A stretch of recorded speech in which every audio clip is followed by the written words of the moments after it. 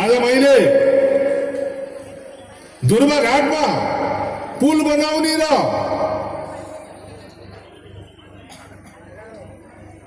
यो जंगलमा pitch road बनाउने भनेर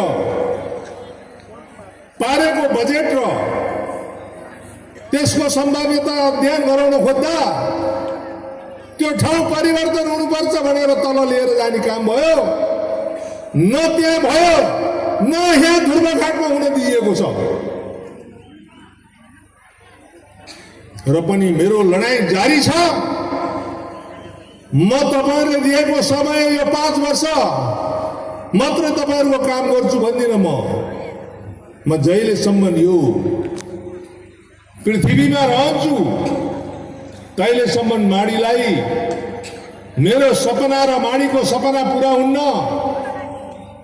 तहिलेसम्म म काम गरिरहने छु भन्ने कुरा पनि म आज शनिदेवको यस प्राङ्गणमा बसेर म तपाईहरुसँग निवेदन गर्न चाहन्छु।